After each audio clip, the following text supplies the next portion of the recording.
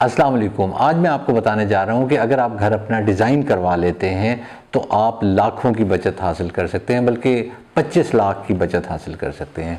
ये मैं एज्यूम कर रहा हूँ कि एक कनाल का घर अगर आप डिज़ाइन कराते हैं तो तकरीबन आपको 25 लाख की बचत आएगी। अगर इसे छोटा घर होगा तो थोड़ी सी कम आ जाएगी, अगर इसे बड़ा घर होगा तो ज़्यादा बचत आ जाएगी, लेकिन ये सेविंग्स आएंगी। एस्थेटिक्स, ब्यूटिफिकेशन, वो सारा इस वीडियो के स्कोप में नहीं है, तो मैं वो उस पर ज़्यादा नहीं बोलूँगा। मैं सेविंग की बात करूँगा।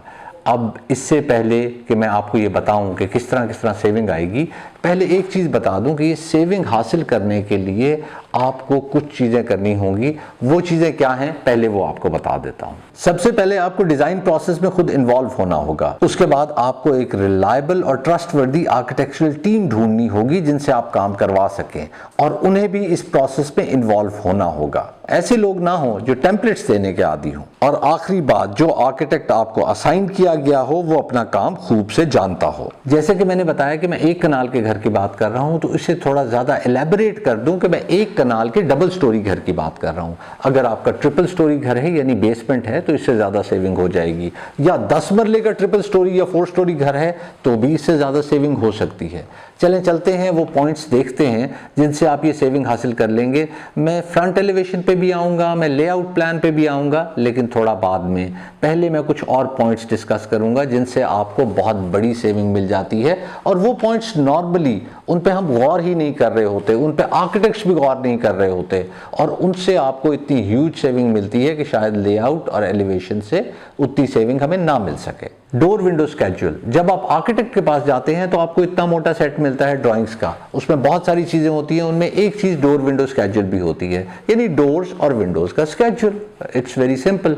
अब कुछ आर्किटेक्ट्स ये करते हैं कि standard door window schedule paste करते हैं, और अमूमन क्लाइंट्स डोर विंडो स्केड्यूल देखते ही नहीं हैं। लेआउट प्लान देखते हैं, एलिवेशन देखते हैं, दूसरी तीसरी चीज़ें देखते हैं, लेकिन डोर विंडो स्केड्यूल पर गौर ही नहीं किया जाता। अगर कोई आर्किटेक्ट मेरी वीडियो देख रहा है और वो standard door window schedule paste कर देता है अपने काम में, तो मेरी गुजारिश है कि स्टैंडर्ड डोर विंडो स्केड्यूल ना पेस्ट करें, और आप कस्टमाइज्ड क्लाइंट की रिक्वायरमेंट के मुताबिक बनाएं। उन्हें भी इस चीज़ पे एजुकेट करें कि ये बहुत अहम है, अपनी रिक्वायरमेंट्स इसकी बताएं कि उन्हें किस तरह का डोर विंडो स्केड्यूल चाहिए, और साथ में उन्हें ये भी बताएं कि कॉस्ट पे किस चीज़ से फ़र्क पड़ सकता है। मिसाल देता हूँ, फिक्स्ड विंडो और ओपनेबल विंडो दोनों में ज़मीन आसमान का कॉस्ट में फ़र्क है। इसलिए आपको जो पार्ट खिड़की का ओपनेबल चाहिए उसे ओपनेबल रखें और बाकी को क्लोज रखें। इसके लिए आपको भी डिस्कशन में एज ए क्लाइंट शामिल होना बहुत लाजिम है। डोर विंडो स्केड्यूल की बात कर रहे हैं तो दरवाज़ों को कैसे इग्नोर किया जा सकता है, इस पे भी आपको एक एग्जांपल दे दूं। हमारे एक क्लाइंट थे, उन्होंने अपने घर के सारे दरवाजे 8 फुट पे रखवाए, तो आर्किटेक्ट ने उन्हें मशवरा दिया कि आप बाथरूम के दरवाजे 7 फुट करवा सकते हैं, बिकॉज वो कुछ कॉस्ट सेविंग भी चाह रहे थे। तो उन्होंने कहा कितना अजीब लगेगा कि बेडरूम का दरवाज़ा 8 फुट पे होगा और बाथरूम का दरवाज़ा 7 फुट पे। तो उन्हें बताया गया कि बाथरूम का दरवाज़ा ड्रेसिंग के अंदर आ रहा है तो वो नज़र नहीं आना, इसलिए कंपैरिजन नहीं हो सकेगा। दूसरी तरफ आपका वो दरवाज़ा अगर 7 फुट का होगा तो आपको टाइल्स भी 7 फुट तक लगवानी होंगी बाथरूम की, तो वो आपको टाइल्स में भी सेविंग आ जाएगी और लकड़ी में भी सेविंग आ जाएगी। उन्हें ये आइडिया काफ़ी पसंद आया और उन्होंने कहा इसे इम्प्लीमेंट कर दो, और उन्होंने कॉस्ट सेविंग हासिल कर ली। ये तो सिर्फ मैं डोर्स की एग्जांपल दे रहा था। डोर्स और विंडोज़ में एक और बात आपको बताऊं, अगर आप गौर से डोर्स और विंडोज़ को स्टडी करें तो यकीनन कुछ डोर्स ऐसे होंगे या विंडोज़ ऐसी होंगी जो आप महसूस करेंगे बिल्कुल फालतू हैं, क्योंकि इस पे बहुत ज़्यादा खर्चा आता है, इसलिए एक्स्ट्रा डोर्स और विंडोज़ रखवाने का कोई फ़ायदा नहीं है। आपको ये भी बता दूं कि उनके साइजेस से भी प्ले किया जा सकता है।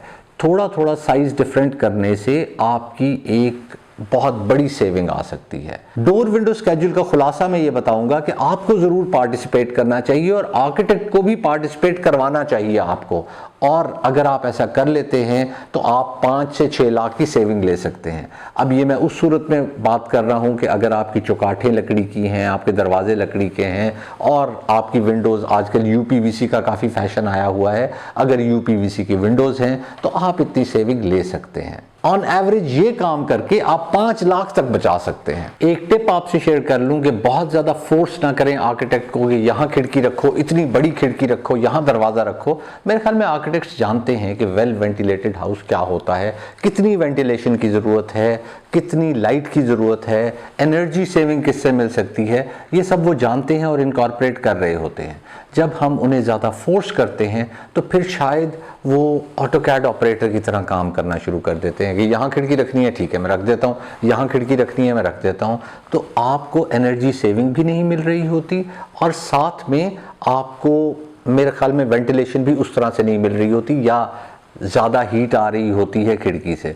डबल ग्लेज्ड विंडोज़ आप लगवा लेते हैं, सब कुछ कर लेते हैं, लेकिन उसका इम्पैक्ट फिर भी वो वाला नहीं होता जो दीवार का होता है। इसलिए उस पर ज़्यादा फोर्स ना करें। हाँ, उन्हें ये ज़रूर कहें कि एनर्जी एफिशिएंट घर मुझे चाहिए, और अगर आप एनर्जी एफिशिएंट घर उनसे डिज़ाइन करवा लेते हैं तो आपको मंथली सेविंग आना शुरू हो जाएगी इन टर्म्स ऑफ बिल। और जिस तरह इलेक्ट्रिसिटी बिल्स बढ़ते जा रहे हैं, आप अंदाज़ा खुद से लगा सकते हैं कि कितनी सेविंग आपको आ सकती है, जो कि आपको लाइफ टाइम मिलती रहेगी, बल्कि शायद आपकी ज़िंदगी के बाद भी आपके बच्चों को भी वो सेविंग मिलती रहेगी। अब हम बात करते हैं इलेक्ट्रिकल ड्राइंग्स की, और इलेक्ट्रिकल ड्राइंग्स के साथ साथ हम प्लम्बिंग ड्राइंग्स की भी बात करेंगे। तो आपको पता होगा कि स्विचेस की कॉस्ट क्या है, केबल की कॉस्ट क्या है, आजकल केबल का रोल कितने का चल रहा है, और अगर पता नहीं तो आप नेट पे आराम से सर्च कर सकते हैं या मार्केट में पता कर सकते हैं। काफ़ी एक्सपेंसिव हो चुकी हैं ये सब चीज़ें, फिनिशिंग आइटम्स काफ़ी महंगे हो चुके हैं। तो एक एक्स्ट्रा स्विच होना, एक एक्स्ट्रा बोर्ड होना, एक तो वो बुरा लगता है, अगर उसकी यूटिलिटी नहीं है तो क्यों लगे। बुरा लगने को तो हम इस वीडियो में डिस्कस ही नहीं कर रहे, या अच्छे लगने को डिस्कस नहीं कर रहे। हम अभी बात कर रहे हैं सेविंग की, और वो खर्च अलहदा से बढ़ा देता है।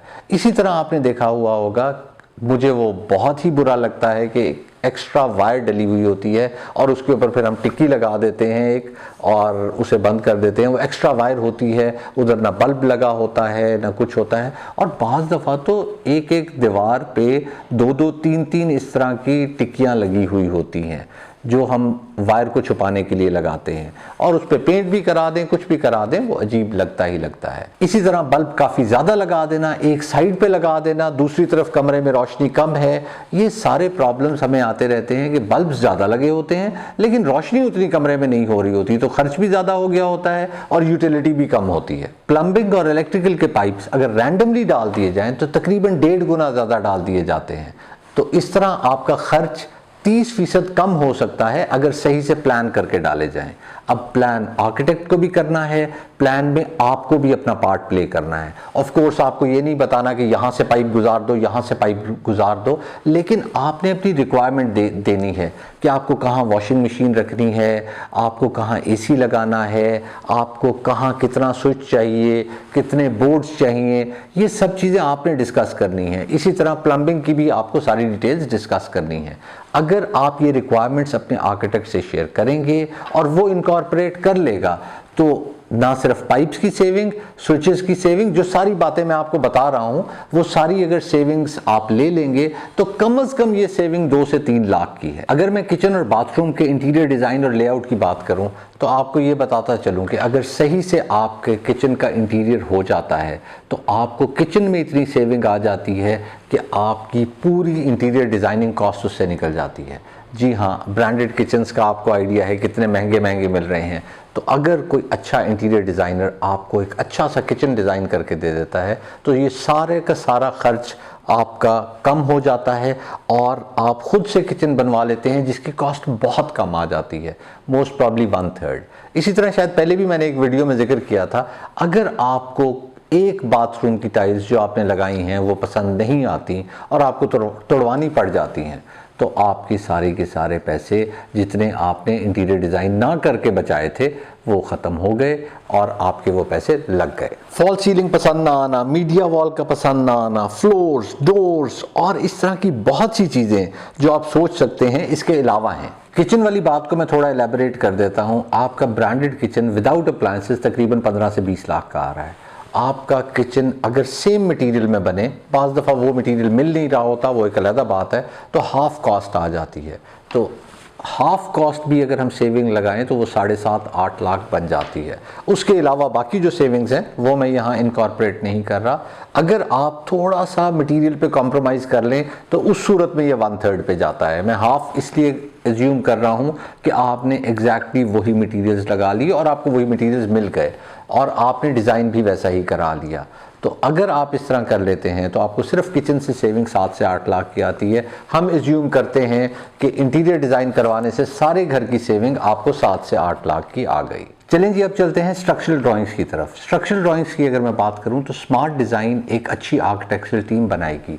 स्मार्ट डिज़ाइन से मेरे कहने का मतलब है कि रेगुलर शेप्ड अगर आपकी ड्राइंग्स हों तो वो स्ट्रक्चर में काफ़ी ज़्यादा आपकी कॉस्ट कम कर देंगी। अब बिल्कुल रेगुलर शायद आप ना बना पाएँ, लेकिन जितना रेगुलर शेप आप कर सकते हैं या आपकी आर्किटेक्चरल टीम कर सकती है, उतना ज़्यादा आप बेहतर रहेंगे इन टर्म्स ऑफ कॉस्ट। इसी तरह एक और चीज़ आपको बता दूं कि एक बीम का खर्च आपको 50,000 एडिशनल आता है। अगर आप एक बीम कम कर देते हैं तो आप 50,000 सेव कर लेते हैं। ये वो सेविंग है जो इसके साथ साथ आपको मिल जाती है अगर आपका स्ट्रक्चरल ड्राइंग सही बनी हुई है। अब आ जाते हैं स्ट्रक्चरल इंजीनियर की तरफ। स्ट्रक्चरल इंजीनियर और आर्किटेक्चरल टीम को आपस में जेलन होना चाहिए, उन्हें आपस में डिस्कशन करनी चाहिए और आपको एक ऑप्टिमाइज्ड डिज़ाइन देना चाहिए। कुछ लोग ये कहेंगे कि ठेकेदार से अगर घर बनवाएं तो सरिया कम लगता है। जी हाँ, अगर आप बगैर सरिये के भी घर बना देंगे तो शायद आपका घर खड़ा हो जाएगा, लेकिन वो पायदार नहीं होगा, वो स्टेबल नहीं होगा और गिर जाएगा। तो जितना सरिया रिक्वायर्ड है, स्ट्रक्चरल इंजीनियर को उतना सरिया ही रिकमेंड करना चाहिए और ना उससे कम होना चाहिए ना उससे ज़्यादा। अगर उससे ज़्यादा सरिया डाल दिया गया है तो उस सूरत में आपको नुकसान होगा और अगर कम सरिया डाल दिया गया है तो आपका घर उतना पायदार नहीं रहेगा। बुरा स्ट्रक्चरल इंजीनियर नॉर्मली ये चाहता है कि मेरी जान बचे और मैं ज़्यादा से ज़्यादा सरिया डाल दूं ताकि बिल्डिंग को कुछ ना हो। हालांकि ऑप्टिमाइज सरिया या ऑप्टिमाइज स्ट्रक्चर आपके लिए बहुत ज़रूरी होता है, जो कि एक अच्छा स्ट्रक्चरल इंजीनियर आर्किटेक्ट के साथ मिलके आपको दे पाता है। चलिए, मैं ज़्यादा नहीं ज़ूम करता, लेकिन अगर आप सही से स्ट्रक्चरल ड्राइंग्स बनवा लें तो आपकी 2 लाख की सेविंग आ सकती है। सरप्राइज लॉस वो लॉस होता है जो घर डिज़ाइन ना करवा के या घर सही से डिज़ाइन ना करवा के आपको करना पड़ता है। इसकी कुछ एग्जांपल्स दे देता हूँ। छोटे घरों में बाज़ दफ़ा, एक कनाल के घर में ऐसा नहीं होता, छोटे घरों में ऐसा होता है कि बाज़ दफ़ा इस तरह से डिज़ाइन किया होता है कि कमोड और सिंक में इतना कम फासला रह जाता है कि गुजरने की जगह नहीं रहती। इसी तरह शावर केबिन छोटा बन जाता है। इसके अलावा बाज़ दफ़ा किसी कमरे की डायमेंशंस गलत दिखती जाती हैं और ठेकेदार उन डायमेंशंस के मुताबिक बनाता जाता है और एंड में पता चलता है कि वो तो कमरा ही उस डायमेंशन का नहीं था, कोई और कमरा छोटा हो गया, वो कमरा बड़ा हो गया। तो ये सारे सरप्राइजेस आपको लेने पड़ते हैं अगर आपने डिज़ाइन नहीं कराया। इसी तरह अगर आप सोसाइटी से नक्शा निकलवा लें या किसी अथॉरिटी से नक्शा निकलवा लें और उस पर बनाना शुरू कर दें, तो एक बात मैं आपको बता दूं कि वर्किंग ड्राइंग्स और सबमिशन ड्राइंग्स मुख्तलिफ होती हैं। बाज़ दफ़ा जिस घर को आपने देखा होता है उसकी आप ड्राइंग्स निकलवा लेते हैं और बनाना शुरू कर देते हैं। बाद में जब घर बन जाता है तो आपको पता चलता है कि ये तो वैसा घर बना ही नहीं, क्योंकि आपने सबमिशन ड्राइंग्स निकलवाई थी। सबमिशन ड्राइंग्स मुख्तलिफ थी और वर्किंग ड्राइंग्स शायद मुख्तलिफ थी। तो उस सूरत में जो आपको नुकसान होता है वो 3 से 4 लाख का होता है, लेकिन मैं यहाँ एज्यूम कर रहा हूँ कि हमें 2 लाख का नुकसान होगा। एक अच्छी आर्किटेक्चरल टीम को आपको कंस्ट्रक्शन सॉल्यूशंस भी देने चाहिए। हाँ, डिज़ाइन तो वो अच्छा दे रहे हैं, लेकिन तजर्बे के साथ, ज़्यादा डिज़ाइंस करने के साथ उन्हें मार्केट का नॉलेज भी आ चुका होता है, जिस पे वो आपको कंस्ट्रक्शन के भी सॉल्यूशंस दे रहे होते हैं। छोटी सी एग्जांपल दे देता हूँ इसकी भी।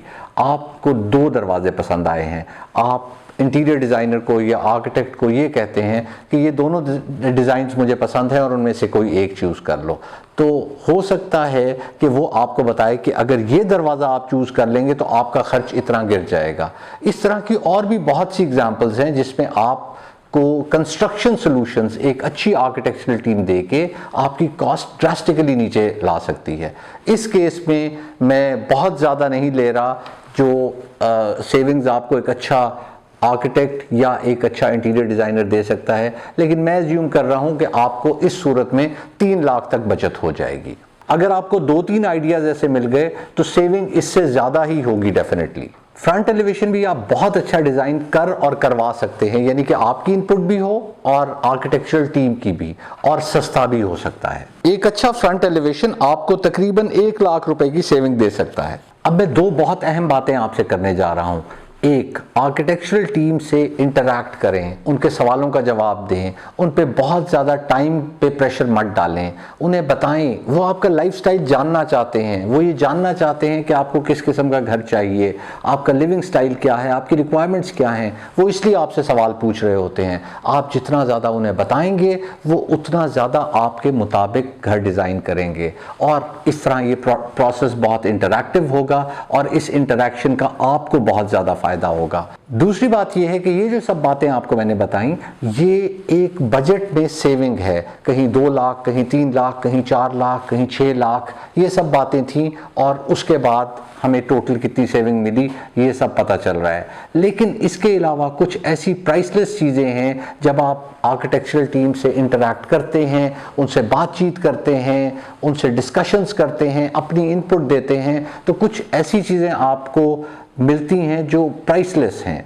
फॉर एग्ज़ाम्पल ज़हनी सुकून, किसी किस्म की टेंशन नहीं होती कंस्ट्रक्शन में, नुकसान नहीं होता, परेशानी नहीं होती, इमोशनल अटैचमेंट हो जाती है घर से। ये सब बातें आपको साथ में मिलती हैं। अब मैं आपको बता देता हूँ कि टोटल सेविंग कितनी आई इस सब प्रोसेस से जो मैंने आपसे डिस्कस किया। तो 25 लाख रुपए आपको टोटल सेविंग आई। ये था जी आज की वीडियो का सारा कंटेंट। अब मुझे इजाज़त दीजिए, दुआ में याद रखिएगा। अल्लाह हाफ़िज़।